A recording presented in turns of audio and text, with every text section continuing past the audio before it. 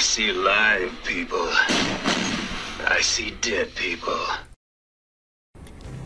Hello everybody watching. You are watching another episode of Savcast, and we're going to be looking at Game 2 in our best of 3 series from the ESL Daily Motion Cup Group D between MouzMana and RoxkisBratOk. MouzMana is here as the yellow Protoss spawning in the 9 o'clock position here on, this is Terminus Re, yes that's what it is. And here we have RoxkisBratOk, the red Terran spawning in the 6 o'clock position. This map does have rotational symmetry, which means that BratOk has a bit of an advantage in that his main is very close to the natural third of mana, and so sort of going into the mid-late game when he's got his third up, he's going to have an easier time of sort of maybe making that vulnerable to drops and doing some drop play. In the first game, if you haven't seen it, please go on my channel and watch it. It will be the previous video to this one, and I'm about to spoil the result, so you should go and watch it. Mana won with a 4-gate. Boring, I know. But that's what he won with. It sort of... I wouldn't exactly say it countered what BratOk was doing. He definitely wasn't doing any sort of fast expand build. He went for 2 racks Factory Hellion with Marines. But I just think he sort of made slightly the wrong decision that he didn't pull back in that game to his choke between his main and his natural, and sort of try and get some bunkers up as soon as possible. Bunkers are the counter to 4-gates, guys. They really are how to stop it as a Terran, I feel. You might have your own views on that, but that's how I like to stop 4-gates anyway. So we do see some pretty standard timings again from both players. Gas going down for mana after his gateway, and it looks like BratOk is going for a 12 racks and a 13 gas as standards can be. I'm sure we will see an Orbital Command going down before too long for him.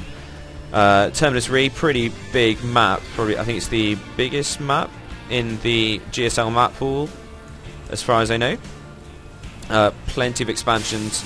Got the 4 big Zernaga towers in the middle to give you lots of vision, and it's the probably easiest map with the easiest third you can take possible. It did used to have a complete wall off here on the edge of the third, but they did add the destructible rocks as people were able to sort of just go sort of 3 base within 5 minutes, and it was very difficult to put pressure on anyone who's fast expanding, because your natural has a pretty easily defendable choke here. So they have put those rocks in for some early pressure on people's thirds. They haven't scouted each other yet, I don't believe.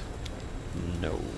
Haven't scouted, right? They are going to find out that they are in these close air positions, not in cross maps, so we might not have so much of a macro game, it depends. People quite often like to feint sort of that they're macroing, but then they're actually going to put on some pressure. People don't really expect people to go for some early rushes on this map. Looks like Mana getting a little bit supply booked. His pylon's a little bit delayed there, stuck on 26. BratOk is going to be going for some 3 racks pressure though. I'm quite excited by this.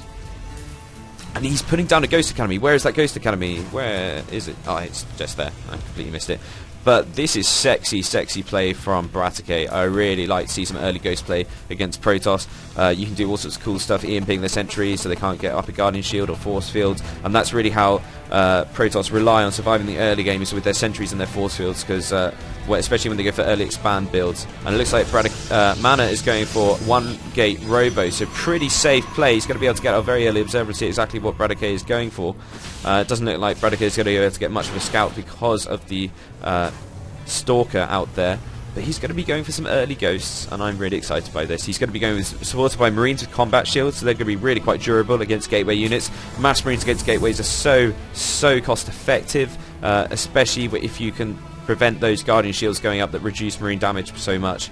But it looks like Mana is going to be going for a 1-gate Robo expand, which is quite a nice safe expansion build, though it's not really that safe. He's not going to have that many moons. I really feel that a 2-gate Robo expand might be a little bit of a safer way. So we might have a bit of trouble against this 3 racks Ghost Rush that is coming from BratOk, which I must say I've fallen in love with this build already. I haven't seen how effective it is. It's just some really cool play that we don't normally see. We only see 1 Ghost coming out, and we might see another. I reckon 2 Ghosts would be the better way to go. And this could be tough for Mana to hold off. His observer's only just on its way, so he's not going to see it until it's too late. I think. There we go. Here's 1 observer on the way. He is making another observer. He's going for a double observers to make sure he's doubly safe. He's throwing down 2 more gateways as well, so he can get out a few more units to defend this expansion. He's definitely going to be wanting to get some sentries out for those force fields, because this choke is force fieldable. It's a pretty wide choke, but it is, force fields definitely do help. And we do see the observer coming in, and he's going to see what. Does he see the Ghost Academy, actually? He does just catch it, actually. He does see it, and Factory going down, so he knows that there's lots of early pressure. And the EMP going down the Observer. Oh, wow, that was a great snipe from BratOk. I really like that play. That is some sexy use of EMP. And they instantly snipe the Observer, so he's not going to know if he is pushing out or not, although I expect he can sort of guess that that's happening, and his second Observer is going to see them. But that was one EMP used by BratOk, and he's not going to have enough energy for a second one. This other Ghost is only just going to have enough energy for an EMP when they arrive, I think. So it's going to be a little bit risky, but Mana's going to see that there are Marines pushing out into his base, and he's going to think, oh no, he has got his units up the ramp, which is the right thing to do, but he's going to sort of, in case he needs to force field this ramp, more easily defendable than this choke here, but the Marines and Ghosts are going to come in, and this could be a really tough engagement for Mana. I don't know if he's going to be able to hold it off. A big EMP taking out the Sentry Energy, but he does get the Guardian Shield up. The Zealots get focused fired, and that Ghost is going to get taken down as well. He is focused firing the Ghost, so this is really nice play from Mana. He's dealing with it as best as he can, I think. But I think there are too many Marines, and that Ghost still survived, actually. But he still doesn't have enough energy for another EMP. More Zealots being warped in. They're going to rip through these Marines, but the focus fire of the Marines is too good. Marines do so much DPS, and he is going to evacuate, have made Mana evacuate all of these probes, and he is down by 6-7 Harvesters now. Plus there is a Mule, of course, for BratOk. But there is a Colossus on the way. He went for a very fast Robo Bay, and this is going to be tough for BratOk to sort of hold off. I don't know if he's going to be able to snipe this Nexus, and that could be pretty major. He will get ahead. He is ahead in the probe count, of course.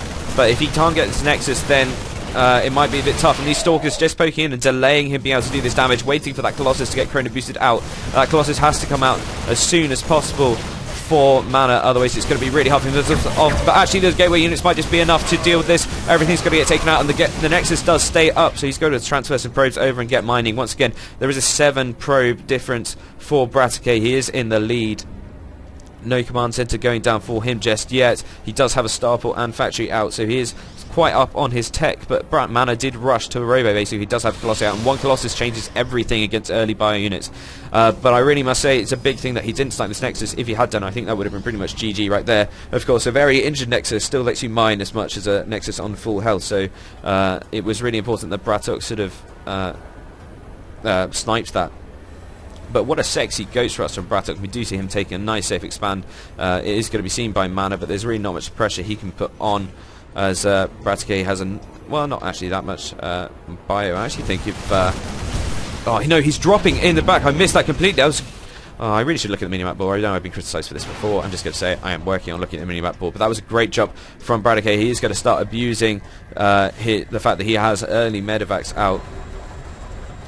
And so I think he's just going to start penning the Protoss in his base, and that will let him get up his second and maybe even a fast third nice and easily. Look at this saturation. I mean, Mana can't even fully saturate the space. He's going to be able to defend this drop pretty easily. But this time now, BratOk is going to be pushing into the front, and he's going to try and snipe that Colossus. Oh, this could be huge if he does. Oh, it's down to half health. It's going to go down, I think. And that is a massive win for BratOk. I think he's going to have to pick up these units and run away again. But now he has 2 drop ships on either side of Mana's bases, and he's just going to keep on hemming him into space. And all the meantime, he's going to be getting more ahead back at home economically. This drop's not going to do too much, but Mana does have to pull probes, and he is still behind by 6 Harvesters, despite being able to Chrono Boost them out. He's not making great use of his Chrono Boost, actually. Completely full on that Nexus to 3/4 on this one. And another drop coming in by BratOk. This one's going to get cleared up, I think. Medivac's going to go down. That's going to be no way home for those other Terran units. But all this time, just upgrades coming out. They do have Stim, no concussive shell just yet. I'm sure it will be on its way. There's been a sort of trend in Terran players recently against Protoss to just kind of forget to get concussive shell, which is a bit odd because it is one of sort of the best upgrades, really. But Mana's sort of, he's got quite a decent army, I feel. I feel like if you actually put some pressure onto BratOk, it would be a bit scary. But at the same time, BratOk's just sort of hemmed him in with these drops, and I think he's not going to want to leave his main at all for quite a while.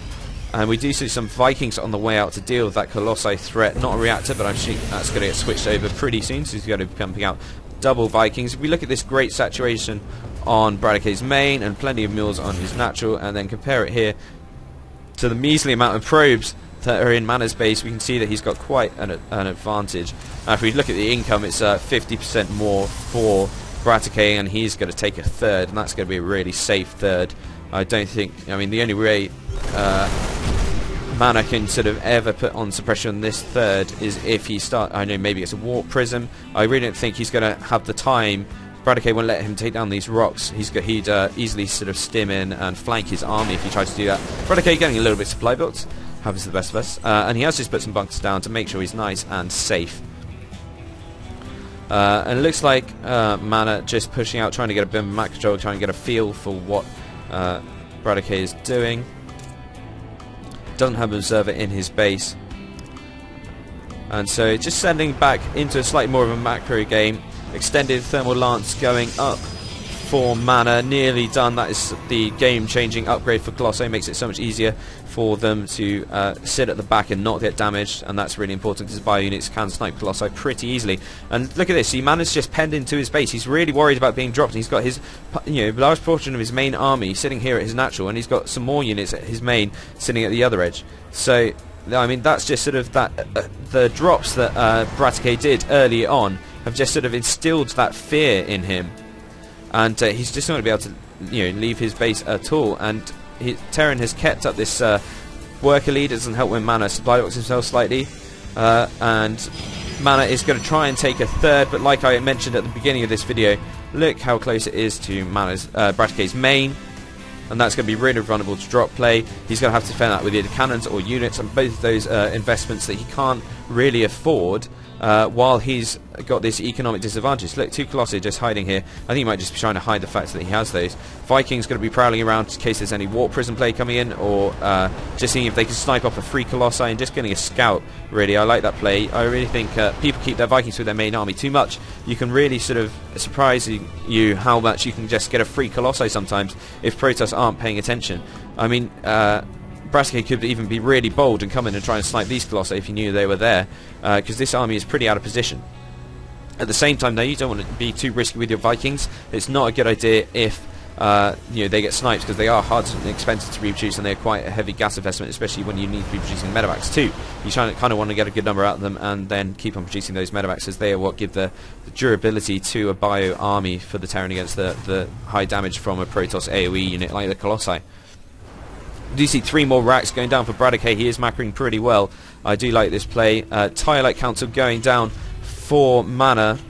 I think he's going to maybe try and get some Templar out. Definitely trying to tech ahead, but this is pretty fearsome force, and it looks like BratOk is going to be going for a +1 timing push. He did get out the double eBay, and they are both nearly halfway done, and he might actually push before that. That wouldn't maybe be the best idea in the world, as you do want to just try and place those timings. I mean, there's no forge on, no upgrades coming for the Protoss player at all, and it looks like he's going to try and push in before that upgrade is done. But I'm not too sure if that's a good idea at all. He probably wants to wait. I mean, there are fearsome number of Colossi, 4 Colossi, and that's the number when they start to get really frightening. A few shots going down on the Vikings. He does want to be careful with those.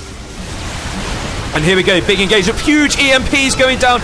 Nearly the entire Protoss army is EMP, and the Vikings are ripping through the Colossi really, really quickly. Nice little retreat, kiting back the Zealots with the concussive shells. All the Vikings are now gone, but I think there are too few gateway units on the ground that BratOk is going to be able to stim in and slice the Colossi, and they do all go down, and that is the GG from Mana. So really nicely orchestrated battle there from BratOk. Huge EMPs going down. The Ghost did go down, but the Vikings came in at a nice angle and were able to snipe 2 of the Colossi before they went down. And then the bio, he had the economic advantage from the early game, and he was just able to clean that up really nice and easily. So BratOk levels the score at 1-1, and we're going to be going into the final game of this best of 3 in the ESL Daily Motion Cup Group D group stages. Thank you very much for watching. Thumbs up, comment, subscribe. This has been Savcast. Goodbye.